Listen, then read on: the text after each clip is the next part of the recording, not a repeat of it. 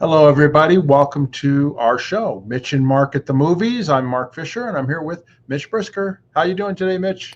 I'm doing okay, Mark. I'm getting towards the end of my audiobook, and I have to finish it before the blanket fort falls apart. My makeshift studio, because as you can see, it's starting to get a little threadbare. So it's a race against time to get this thing done.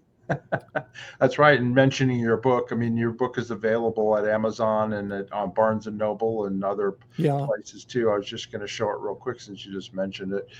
yeah. And if you can't afford it, I'm serious. If you're like, man, I wish I could buy that book. Send me an email at Mitch Brisker at Scientology the Big Lie at gmail.com, and I'll send you a free Kindle copy. I mean that. That's great. For me, it's more important to get the message out than to make a few bucks. The movie that we're reviewing today is A Real Pain, and it's written and directed by Jesse Eisenberg on the right, and it stars him and Kieran Culkin on the left. Mm-hmm. And I'll let you go ahead and get started with your review on this movie, and then I'll come in with mine. Well, okay, let's set it up, and then hopefully we can just go back and forth. This film was. It was listed by both AFI and the National Board of Review as one of the top 10 films of the year, which I completely agree with. It also, Jesse Eisenberg won the Waldo Salt Award for Best Screenplay at the Sundance Film Festival. It's co-starring Kieran Culkan. I don't know if any of you watched Succession. Yeah. On HBO. Yeah. Yeah, which was amazing. And watching Succession, I really wondered, Jesse, Kieran Culkin is so good in Succession, and I wondered how he would handle this role. And he did it, I think, brilliantly. So he won a Golden Globe for Best Supporting Actor. Yeah. The character of Benji, who's a very free spirit. In the opening of the film, he meets his cousin, David, who's played by Jesse Eisenberg. They've inherited some money from their grandmother, and in her will, she requested that they visit Poland, where she grew up. So they're going on this. They haven't seen each other in a while. They're meeting at the airport. They're going on a kind of a heritage tour. It's really also a Holocaust tour because they want to go. They're actually literally going on a tour with a group of people, this kind of heritage tour of Poland. But then they break off from the tour as planned by them. They want to spend the night at their grandmother's home. We find out along the way, Kieran Culkin had a very, very special, unique, close relationship with his grandmother. We find out their relationships with her were very, very different. We start discovering some of the differences between these two characters who are very close. This film comes on and it sort of presents itself as this kind of buddy comedy, right? They happen to be cousins, but they're like, it's a buddy comedy. And it's called A Real Pain, which is kind of like, you think, oh, that's a simplistic title, like Dumb and Dumber, with a film like Dumb and Dumber, that's what you get Dumb and Dumber. But this is different because the film, and I don't consider this a spoiler, but I'm going to tell you, the title has a double meaning because the Kieran Culkin character, he's this very sort of unfiltered, free spirit. He meets Jesse. He meets David at the airport so they can fly off to Poland together at the beginning of the film, and he's been there for hours. And Jesse Eisenberg is like, the David character is like, points out, he's kind of sorry, whatever. Why have you been here? And he's like, no. You meet the best people in the airport, so you kind of get this idea. You kind of get this idea that this guy, he just doesn't not color within the lines. He just doesn't even see the lines. Where David, Jesse Eisenberg, is like, he's neurotically a slave to convention. He's got a successful career in social media, which becomes the brunt of some jokes from his cousin, and and then we find out. And he's a father. He's got a young kid. Yeah, he's very stable person, a very serious man. He's a serious man. To Benji's just and it was so beautifully sketched in the airport scene at the beginning, because there's this scene where during that scene, Benji goes to pick up the ounce of pot or however much it was that he smuggled into Poland, and David is he's just appalled. He's like, oh my God, how could you do this? And and he just sloughs it off, and he says, "Oh, come on, they're not going to do anything to us. How would that look, arresting 2 Jews in Poland?"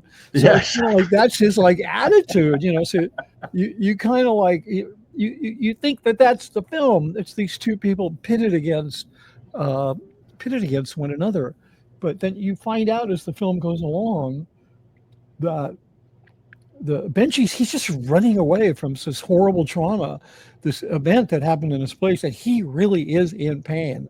And so you have this sort of double meaning. He's a real pain, as in pain in the ass, but he's really experiencing a real pain, and it's so truthful and authentic. I was so moved by this. Then you also have the generational trauma because they're Jewish. Their grandmother grew up in Poland. While they're there, wasn't she a survivor of the Holocaust, right? Yeah. They never really made that clear, unless I missed it. I mean, it certainly created for these 2 young men a kind of a form of generational trauma. Yeah. Then there's another real pain that the film is kind of exploring, and I think in a very thoughtful, legitimate way, they go and they visit. It's a Majdanek concentration camp. There's some incredibly respectful scenes. They don't focus. What they focus on is these 2 individuals' presence at the concentration camp. They don't focus on the murderous details or the gore, and they sort of respect the space, which I thought was really impressive. And they're not dwelling on it. You don't feel like you're having your emotions played on exploitatively because they're playing the Holocaust card or something like that. It's just really an authentic experience. So yeah, there's a lot to say about this film. I mean, it's like, so yeah, and I'm trying to think what else I really liked about it. There's Kieran Culkin's character. He's kind of offensive at the beginning of the film. He sort of doesn't get it. He kind of interrupts like the tour guide, after a while. He gets offended by some things, and he's not afraid, personality wise, to just go and confront whoever. Could be the tour guide, it could be whatever, and get in their face, basically trying to be polite, but he's pointing out he's just not filtered. It's not like he's an a-hole or something. He just is unfiltered. I think they go through some. It's been I saw it a while ago, but he starts to experience this weird kind of survivor guilt, where he's bringing this up about them being on this trip and going to the thing and how authentic are they really being and blah blah blah, and he's just not having the conversation with himself. He's blurting it out, and it's very uncomfortable for the other people in the group. I think there's about 6-8 people in the group. It was literally a tour.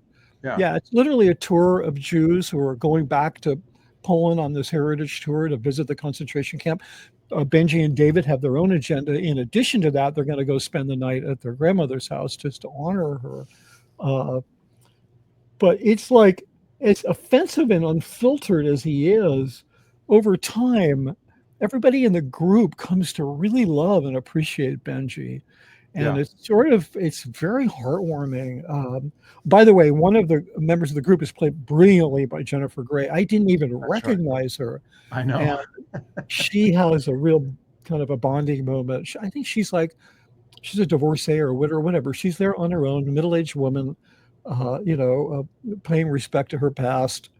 And she and Benji kind of have this, they bond, and not romantically, but they form this very special bond. And that the David, the Jesse Eisenberg character, he doesn't really understand the bond. Like, he really challenges it. And so there's, the film is made up of all these very small, interesting, personal bits of dialogue. Nothing's really consequential, but it's kind of like with each one of these moments, the film is it's accumulating weight, and it's accumulating weightier subjects until you get to the end, and it's just, I don't want to say devastating, but if you follow this film from the beginning to the end, you are having a truly emotional experience. Absolutely. I cried several times during the movie. I think it's an achievement. It deserves all of the accolades that Jesse Eisenberg and the others who made this film are receiving.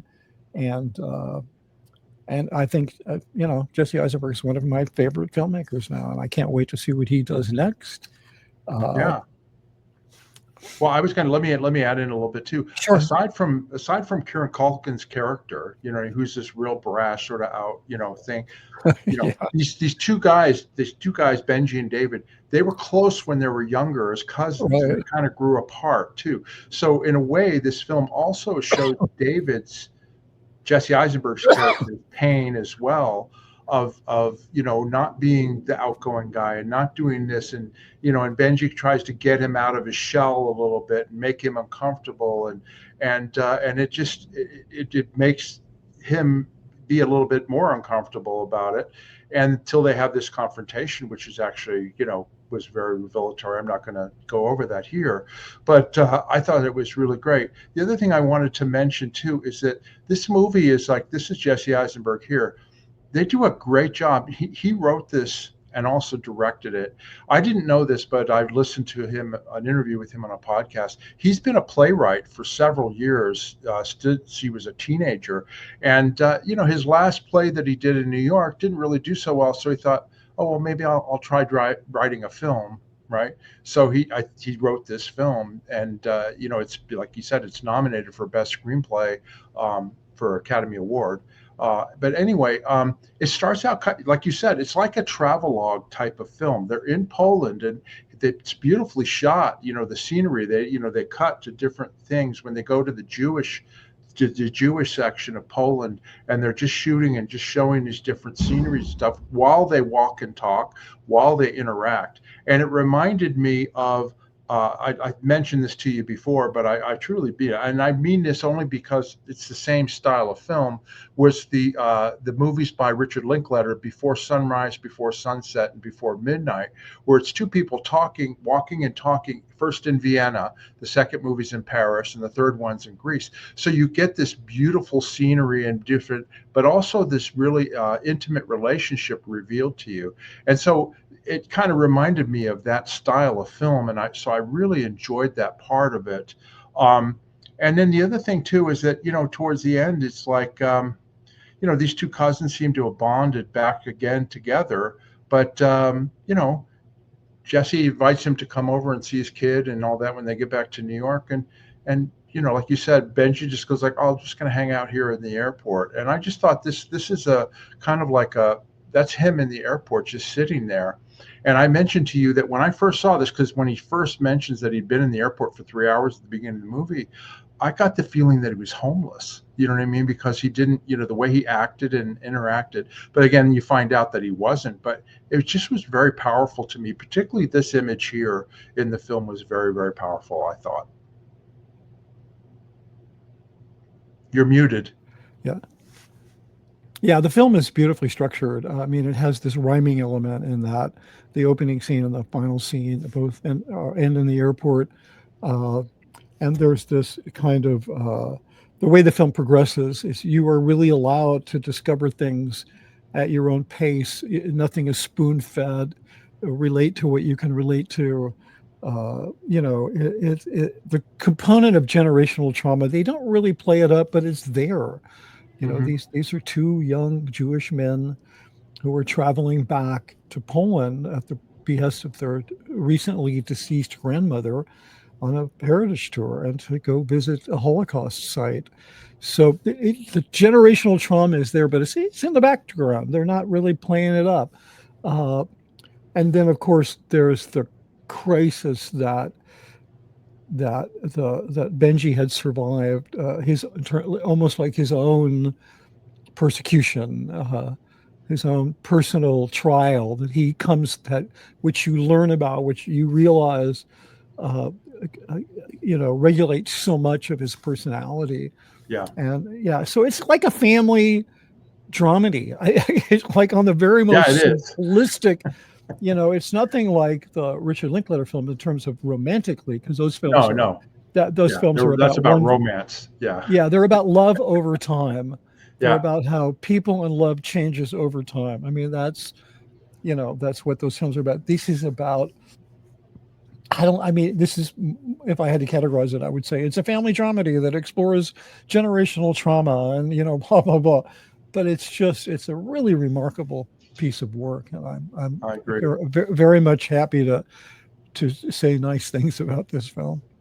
Yeah, I can't exactly. think of one thing I didn't like about it. No, no.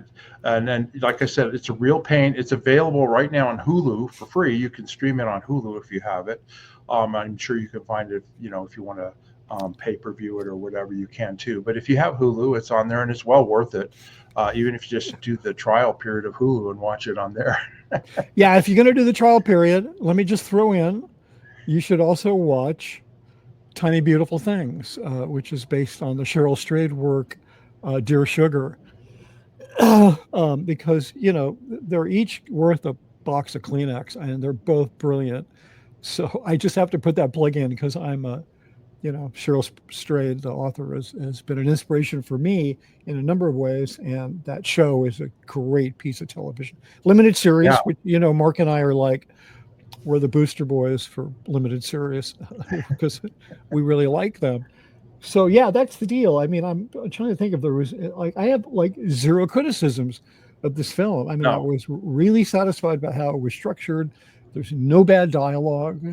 James Mangold should pay attention to this film particularly because he definitely writes some corny dialogue at times.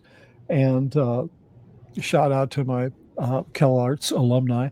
And yeah, everything about it was just perfect. All the supporting characters, the way it was shot, the sort of the authenticity, the lack of, I didn't feel in the least exploited as an audience member. I never felt pandered to.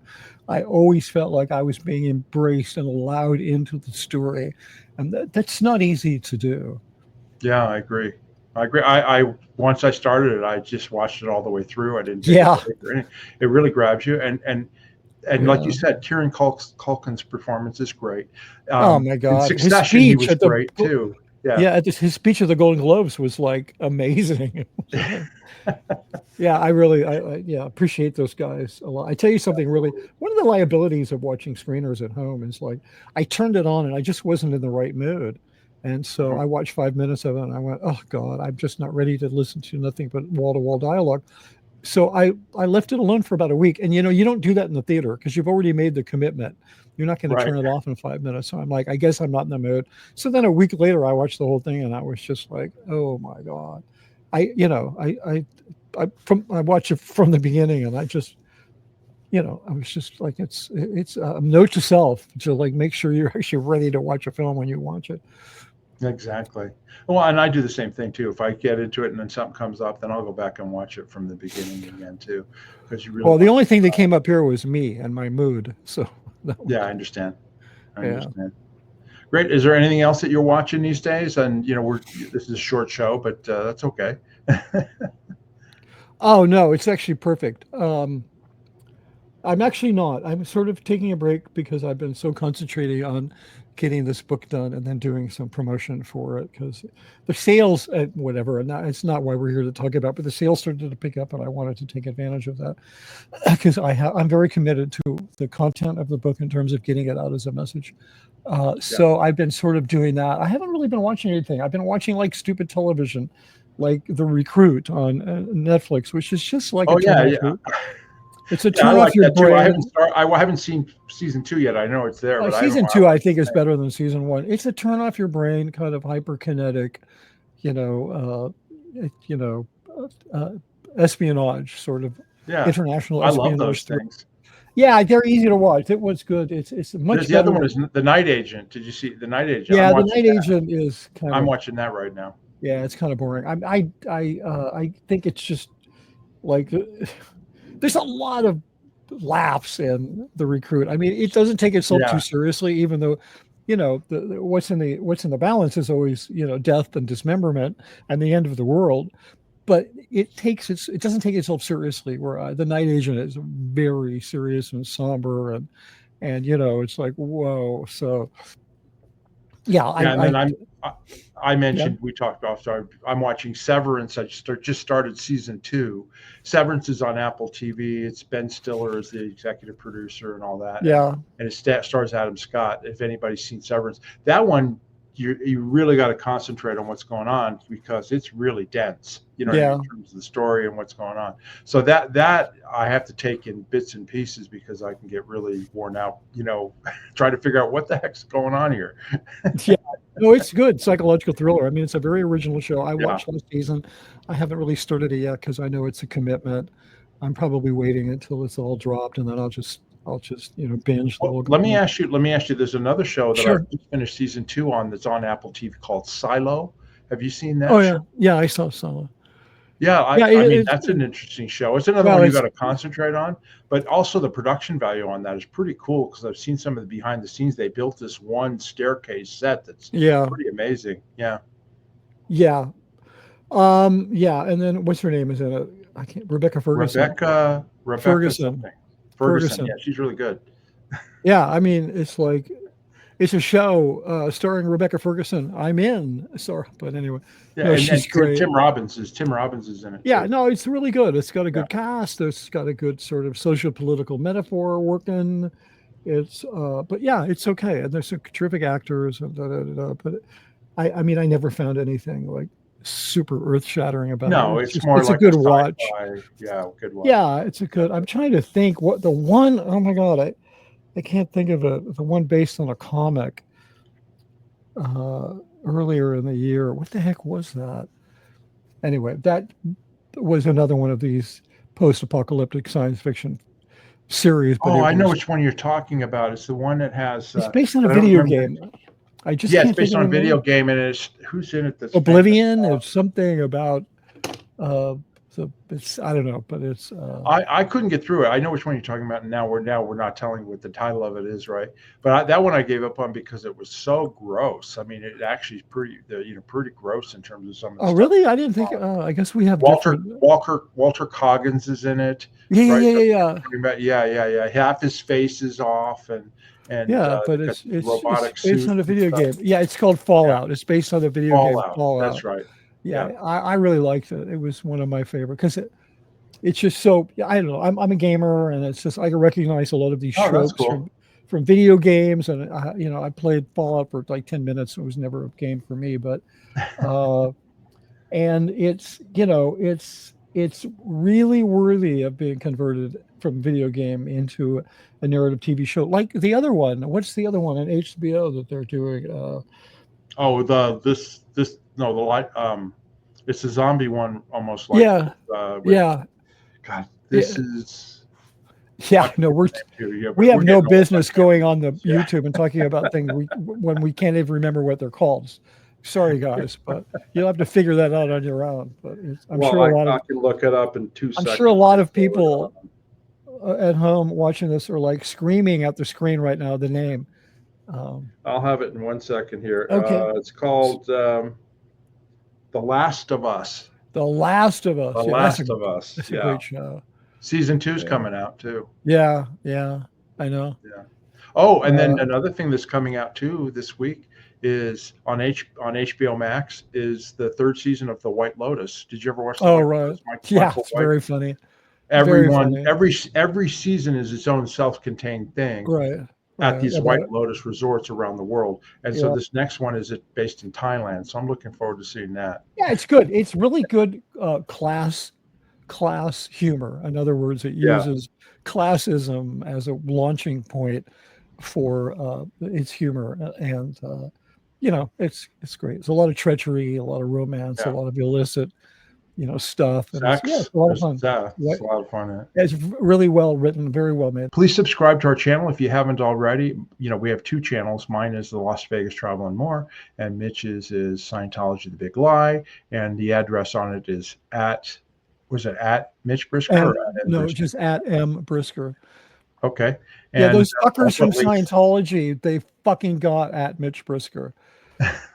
So they didn't get at M Brisker, but they, there's like Scientology: The Big Lie fake YouTube channel and all kinds of crazy shit. They don't do anything with it, but who knows? It might just be some, there's a lot of scammers on YouTube that just will try to copy it.